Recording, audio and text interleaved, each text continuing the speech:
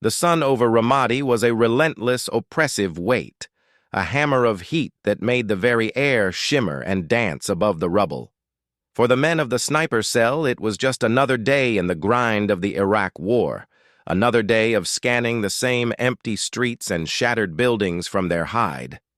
They were the best of the best, Navy SEALs, hand-picked and trained to near-mythical status. But in the sprawling, chaotic urban battle space, even myths could find themselves outmatched. Now, a high-value target, an insurgent leader known as the Falcon, had been systematically dismantling their intelligence networks. He moved like a ghost, always one step ahead, leaving a trail of effective ambushes and frustrated American commanders in his wake. The sniper team, led by a brilliant but by-the-book young officer, had been given the primary mission: locate and eliminate the Falcon. They had staked out a suspected safe house for 72 hours straight, and their eyes burning from staring through high-powered scopes, their bodies cramped in the confined space. They were young, conditioned to believe in their own invincibility, a trait honed into them from the very first day of BUD/S training. They had the latest technology, the best rifles money could buy, and the unwavering confidence of the naval special warfare community behind them. When a figure matching the general description emerged, flanked by two armed men, the lead sniper didn't hesitate. His breath was steady, his finger applied smooth, consistent pressure on the trigger, and the crack of the rifle shattered the afternoon silence. Through his scope, he saw the figure crumple, a surge of adrenaline, a muttered confirmation over the radio. But as the dust settled and the secondary surveillance teams tried to confirm the kill, a sickening feeling began to creep into the officer's gut. The body was retrieved not by insurgents, but by wailing civilians. The man was not the Falcon. He was a local elder, a sheikh known to be neutral, caught in the wrong place at the wrong time. The intelligence had been flawed, the target misidentified, and a sniper's perfect shot had just ignited a powder keg. The tribal leaders, already suspicious of the American presence, were furious. They declared the incident a deliberate assassination and threatened to withdraw all cooperation and pledge their massive fighting force to the insurgency. The SEALs, for all their elite training, had missed the mark in the worst possible way. They had won the battle, eliminating a single man, but were on the verge of losing the war. The command structure was in an uproar. The young officer who gave the clearance was devastated, his career potentially over. The sniper who pulled the trigger was a mess of guilt and second-guessing. They had the will, they had the skill, but they lacked the one thing the manuals couldn't teach: an intimate, almost anthropological understanding of the people they were fighting among. It was in this climate of tension and impending disaster that word came down from a gruff, no-nonsense base commander who had seen too much war to trust only the textbook. He knew the limits of conventional tactics, and he put in a call to a man who existed outside the normal chain of command, a name spoken of in hushed tones in the special operations community. They called him the Sentinel. He was old, at least by the punishing physical standards of the teams, pushing 60 with a grizzled beard and eyes the color of faded denim that seemed to look through you and into your past. He hadn't pulled a trigger in combat in over 2 decades, but his mind was a library of insurgent tactics, tribal customs, and human psychology built during a long and shadowy career that straddled the line between soldier and diplomat. He had done things and gone places that were never written down, operating in a time when a man had to rely on instinct and a handshake more than a satellite uplink. He arrived at the FOB not with a fanfare, but in a dust-covered, nondescript vehicle, carrying a worn leather satchel instead of a tactical rifle. He didn't look at the firing ranges or ask about their equipment. He asked for tea, a map, and a list of every name, every family connection, and every known grudge in the district. The young SEALs, still smarting from their failure, looked at him with a mixture of curiosity and skepticism. This man wasn't a SEAL anymore. Not really. He was a ghost, a relic of a different kind of war. But the commander trusted him, and that was enough. The sentinel didn't waste time on platitudes or lectures about their mistake. Instead, yet he gathered the sniper cell in a stuffy, windowless briefing room. He unrolled a massive, hand-drawn map on the table, a map that looked nothing like their satellite imagery. It was marked with names of families, notes on goat-herding routes, locations of wells that had been dry for a decade, and the names of men who had married women from which tribe. He pointed to a spot not far from where the sheikh was killed. "You were looking for a ghost," he said, his voice a low, gravelly rumble. "Well, the falcon doesn't exist in a cave. He exists in the spaces between these people.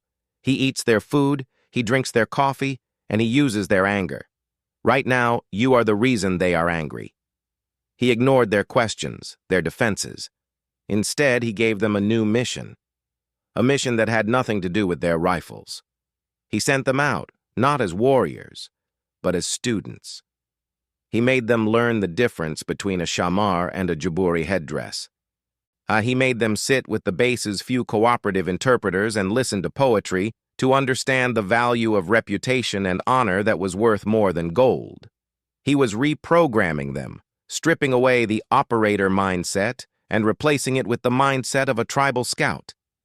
It was the most frustrating training they had ever endured, harder than the pool comps in BUD/S, because it attacked their ego, the very core of what made them SEALs. They wanted to kick down doors. He wanted them to learn how to knock. The first phase was purely intellectual, a classroom in the dirt. The sentinel took them out of the wire, but not for a raid. They walked the streets of a local market town, unarmed except for pistols hidden under their civilian clothes, accompanied by a trusted local contact. The SEALs felt naked, vulnerable. Every alley looked like an ambush. The sentinel, however, walked with a relaxed confidence, stopping to examine bolts of fabric, and to accept a small cup of bitter tea from a merchant, to exchange pleasantries in broken but respectful Arabic. He was reading the mood of the city the way a sailor reads the wind. He pointed out subtle things, a shop that was closed that should be open, a group of young men who weren't where they usually were, the way a particular woman hurried across the street. He was building a picture, a mosaic of human intelligence that no drone feed could provide. He explained that the SEALs' problem was they saw the battlefield as a sterile environment of targets and threats. In reality, it was a living, breathing organism. Their sniper shot hadn't just killed a man, it had sent a shockwave through the entire tribal system. To fix it, they had to repair the system, not just find a new target. The key, the sentinel deduced, was the dead sheikh's younger brother, a proud and fiery man named Karim. The Karim was now the voice calling loudest for revenge and was reportedly in direct contact with the Falcon's network. Conventional wisdom said capture or kill Karim. The sentinel disagreed. He proposed something that sounded insane to the SEAL officers, a meeting. He wanted to go, alone, except for one of the snipers, and sit in Karim's own village. The sniper chosen was the very man who had pulled the trigger on the sheikh. The young SEAL, a man named Jackson, felt his blood run cold. Walking into the heart of enemy territory, uninvited, to meet the brother of the man he had killed. It was a suicide mission. But the sentinel was calm. He explained that in the tribal code, there was a path to redemption, a way to pay blood debt if approached with pure courage and respect. Hiding behind walls and shooting from a distance was an act of cowardice to them. Walking into the lion's den, unarmed, to explain the mistake and offer compensation, that was an act of honor they might respect. It was a gamble, a long shot, but it was the only play they had left to prevent a full-blown tribal uprising. The night before the meeting, Jackson was a wreck. He sat cleaning his sniper rifle, a meticulous ritual that usually brought him peace. Now the familiar scent of gun oil felt like a lie. The sentinel found him in the armory. He didn't offer comfort. He offered a story. Then he told Jackson about a time decades ago in a different dusty corner of the world when he had made a similar mistake. He had misread a situation and his team had paid for it with the lives of two innocent people. The guilt, he said, was a poison that would eat you alive if you let it. He had spent years running from it, trying to kill enough bad guys to balance the scales. It never worked. The only thing that had ever helped was going back, not to fight, but to understand. And he told Jackson that the man he was looking for tomorrow wasn't the man he shot. He was looking for a grieving brother. "You don't go in there as a SEAL," the sentinel advised him. "You don't go in there as a sniper. You go in there as a man who made a terrible mistake and has the spine to look the consequence in the eye. Leave the rifle here. Your weapon tomorrow is your humility." The meeting was set for a barren patch of ground outside the village, a neutral space under a harsh midday sun. Jackson and the sentinel walked, their sidearms left in the vehicle a mile back, their hands visible. As they approached, a group of armed men emerged from the date palms, their weapons held loosely but with clear menace. In the center was Kareem, his face a mask of barely controlled fury. The tension was a physical force, thick enough to choke on. The sentinel stopped, placed his hand on his heart, and offered a formal greeting in Arabic. He then stepped aside, and Jackson was left standing alone, face to face with the man whose life he had shattered. Jackson's training screamed at him to assess the threat, to find an escape route, but he forced himself to be still. He looked into Kareem's eyes, and using the broken Arabic the sentinel had drilled into him, spoke the words he had practiced 100 times. "I come with a heavy heart. I took something that did not belong to me. I cannot give it back, but I can give you my shame, and I will accept whatever judgment you see fit." For a long, agonizing moment, no one moved. Kareem's hand tightened on the stock of his AK-47. Then, something shifted in his eyes. It wasn't forgiveness, not yet, but a flicker of surprise. He had expected a soldier, an arrogant American. He saw a young man, terrified and sincere. He barked an order in Arabic. Jackson braced himself for the impact of a bullet, but instead of raising his rifle, Kareem gestured to the ground. "Sit," he said, in English. "We talk." It wasn't a victory. It was barely a ceasefire. But the sentinel, standing silently behind Jackson, knew it was the opening they needed.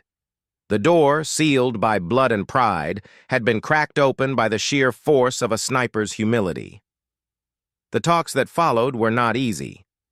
They lasted for days, stretching into a week. Jackson and the sentinel became semi-permanent guests in the village, always under armed guard, always watched. There were moments of intense anger, and of shouting, of near violence. Kareem would produce photographs of his brother, recounting stories of his life, his fairness, his role as a mediator. He was trying to make Jackson see the man, not the target. Jackson, in turn, had to sit and absorb it all, to answer honestly about the fog of war, the flawed intelligence, the terrible, irreversible speed of a sniper's bullet. The sentinel facilitated, translating not just words but cultural context. He explained the American chain of command, how mistakes were investigated, how the young officer who gave the order was now facing court-martial. He offered something far more valuable than money. He offered the truth, and he offered the presence of the man who did the deed, subjecting himself to the judgment of the family. This was a concept the tribe understood. It was the rawest form of justice. During this time, the sentinel worked on a parallel track, using his network of old contacts to spread a different narrative through the shadows. The message was subtle. The Americans had made a grave error, but they were not monsters. They were owning their mistake in the most courageous way possible. This undercut the propaganda